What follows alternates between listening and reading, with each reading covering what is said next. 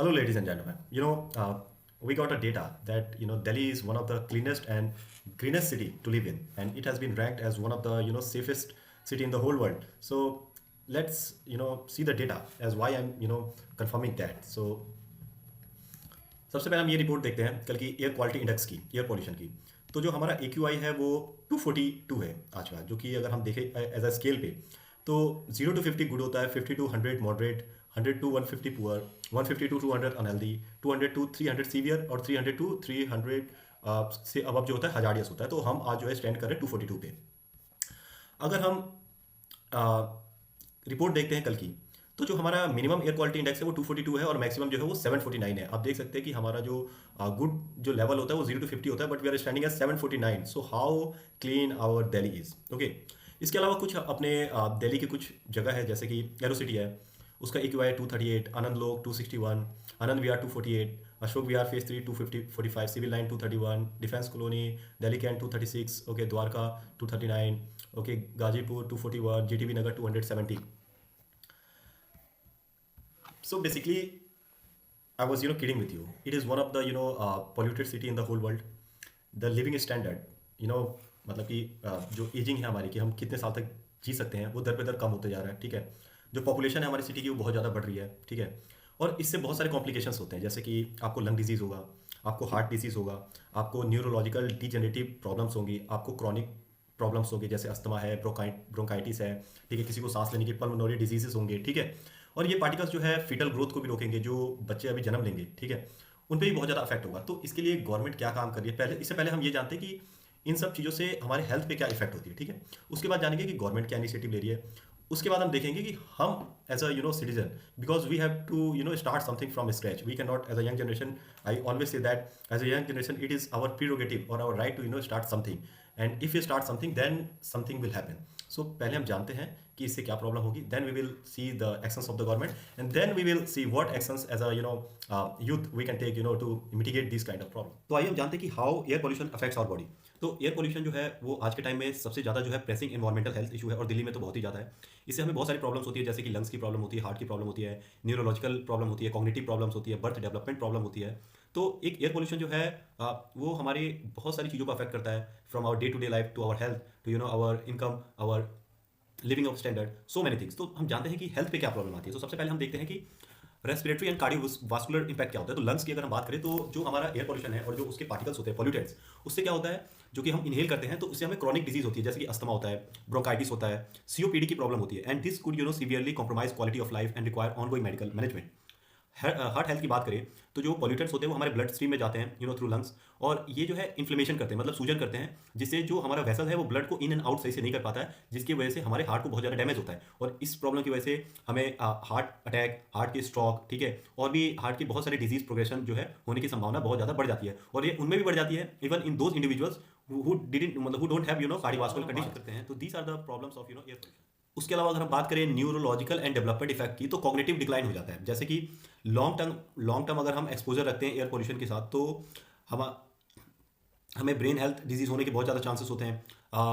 Neuro degenerative diseases such as dementia and Alzheimer. So dementia, Alzheimer ये बीमारी होती है जिसमें हम धीरे धीरे जो है चीज़ों को भूलने लगते हैं। तो ये सारी कॉग्निटिव प्रॉब्लम जो है हमें आगे बहुत ज़्यादा इफेक्ट पड़ता है, जैसे कि उनकी लर्निंग एबिलिटीज़ और बिहेवियर जो है वो डिक्लाइन हो जाती है over the period of time. ठीक है, एयर पोल्यूशन जो है उनके लॉन्ग टर्म ग्रोथ को भी रोकते हैं, जिससे they are more susceptible to pollutants damage during formative year. तो चिल्ड्रन के लिए भी ये बहुत ज़्यादा घातक है।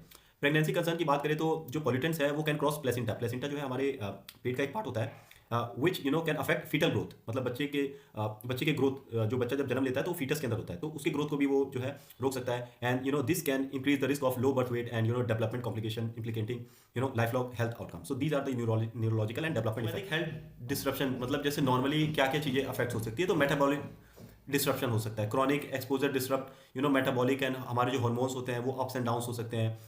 इंसुलिन रेजिस्टेंस बढ़ सकता है, डायबिटीज़ की प्रॉब्लम हो सकती है, ओबेसिटी हो सकती है, थायराइड, या तो आपको हाइपर थायराइड हो जाएगा या हाइपोथायराइड हो जाएगा। ठीक है, इम्यून जो है आपका वीक हो जाएगा, इम्यून डिफेंस, जो हमारे बहुत सारे बैक्टीरिया होते हैं जो हमारे गट के अंदर, वो दिन पे दिन कम होते जाएंगे, जिसकी वजह से हमारा इम्यून डिफेंस सिस्टम जो है कमजोर हो जाएगा, making the body more susceptible to influences like influenza, pneumonia and respiratory illness. Skin और आई डैमेज भी होता है। आपको पता है कि जो पार्टिकल्स होते हैं वो हमारे बॉडी को इरिटेट करते हैं, रेडनेस लाते हैं हमारे बॉडी पे, ड्राइनेस लाते हैं, रैशेस, एक्नी, ठीक है, प्री मेच्योर एजिंग होने लगेगी, skin barrier function, eye health पे इफेक्ट पड़ेगा, कैंसर्स के रिस्क भी बहुत ज़्यादा बढ़ जाएंगे, जैसे long term exposure to air pollutants, particularly particular matter, जो पीएम पीएम जो हमने सुना पीएम 2.0 2.5, ये जो पार्टिकुलर मैटर होते हैं ये कार्सिनोजिक केमिकल्स होते हैं, इनसे कैंसर के रिस्क भी बहुत ज़्यादा बढ़ जाते हैं। कार्सिनोजिक मतलब ऐसे पार्टिकल्स जो कि कैंसर को जो है बढ़ावा देते हैं, ठीक है। सो दी अब हमने ये तो देख लिया कि हेल्थ प्रॉब्लम क्या होती है, लेकिन अब हम ये देखेंगे कि जो डेटा मैनिपुलेशन हो रहा है हमारे दिल्ली के अंदर वो कैसे हो रहा है। तो एक डेटा निकल गया है कि ओनली 9 of 37 मॉनिटरिंग स्टेशन जो है वो दिवाली नाइट पे जो है फंक्शनिंग में थे। इसीलिए हमारे टॉप कोर्ट ने जो है commission for air quality management CAQM और सेंट्रल पोल्यूशन कंट्रोल बोर्ड से जो है वो कहा है कि आप within a week affidavit file कीजिए और ये बताइए कि आपने क्या क्या स्टेप्स लिया है जिससे कि एयर पोल्यूशन की प्रॉब्लम जो है और डेटोरेट नहीं होगी, फर्दर और ज़्यादा नहीं बढ़ेगी। इसके अलावा जो रिपोर्ट निकल के आई कि दिवाली नाइट को क्या हुआ था, तो दिवाली नाइट को अराउंड 2 आवर्स ऑफ डेटा जो थे वो वेंट मिसिंग थे। और जब पूछा गया स्टेशन ऑपरेटर से कि ऐसा क्यों हुआ, तो उनका ये कहना था कि जो हमारा एयर क्वालिटी मॉनिटरिंग सिस्टम था वो ब्लॉक हो गया था। अब ये ब्लॉक हो गया था या उनकी लापरवाही है, ये टोटली सिस्टम पे डिपेंड करता है कि ये सच बोल रहे हैं कि झूठ। हमारा काम है डेटा को देखना, डेटा को एनालाइज करना, और जहां तक मुझे लग रहा है कि ये जो है डेटा मैनिपुलेशन है।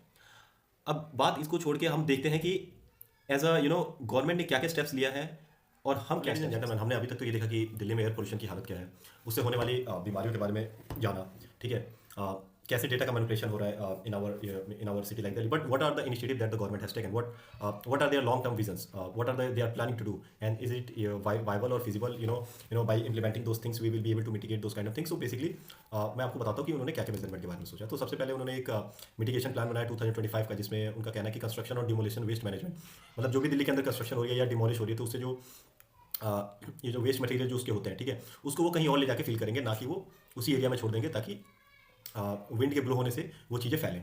दूसरा है कि उनका कहना है कि public transport and waste management, उनका कहना है कि दिल्ली का गवर्नमेंट का कि 50 लाख ओल्ड व्हीकल्स को हम हटा के न्यू व्हीकल्स लेके आएंगे। ट्री प्लांटेशन कैंपेन लगाया है, एक पेड़ माँ के नाम ऐसे करके कैंपेन है, जिसमें जो है वो 7 मिलियन मतलब कि 70 लाख के आसपास जो है वो सैपलिंग लगाएंगे, छोटे छोटे पौधे, ताकि वो एनवायरमेंट के जो है बहुत ज़्यादा हेल्पफुल हो। फिर क्लाउड सीडिंग जो है एक आर्टिफिशियल रेनफॉल होता है, ठीक है, जो कि हेल्प करेगा कि स्मोक को क्लियर करे और settle pollutant. So these are the initiative that the government is taking, but it's not a viable thing. The population of our Delhi is around 22.28 million. It's roughly around 2 crore के आसपास होती है, ठीक है। आपका एरिया बहुत छोटा है, कंस्ट्रक्शन की जगह नहीं है, ठीक है, और जो आपके आसपास है वो बहुत ज़्यादा इंडस्ट्रियल एरिया है, तो लॉन्ग टर्म विजन ये काम कर ही नहीं सकता बिल्कुल भी, ठीक है। दिस इज़ आप जो है जनता को बेवकूफ़ बना रहे हैं, या फिर ये बहुत ज़्यादा शॉर्ट टर्म प्लान है, but for a long term plan what we will have to do is to have a separate city। Long term plan में क्या होगा कि you have to आपको कहीं और भी दूसरी सिटी बसानी पड़ेगी, जहाँ पे एक जगह से लोगों को हटा के दूसरी जगह पे आपको उनको रहने का सुविधा देना पड़ेगा, public transport, employment and these kind of things. पहली चीज़ ये है। दूसरी चीज़ एज अ इंडिविजुअल्स ड्यूटी हम कार पूलिंग करें, ठीक है, ज़्यादा से ज़्यादा पब्लिक ट्रांसपोर्ट का यूज़ करें, ना कि अपने ओन व्हीकल्स का यूज़ करें।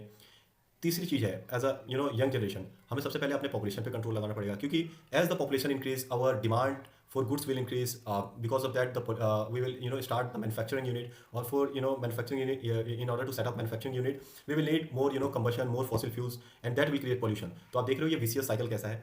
तो पहली चीज़ नई सिटी बसाइए, दूसरी चीज़ पब्लिक ट्रांसपोर्ट का यूज़ कीजिए, तीसरी चीज़ पॉल्यूशन पे कंट्रोल लगाइए। These are the basic things as a young generation you have to think about कि मैं सही बोल रहा हूँ या नहीं। आपको भी इन सारी चीज़ों को पढ़ना चाहिए, समझना चाहिए, because in long term pollution is going to be a very hazardous for not your family but for Delhi, for India, for all over the world. So you have to start some initiative as to how we can mitigate this kind of problem, and that is a serious issue that we have to think about. I hope you liked it. Thank you very much.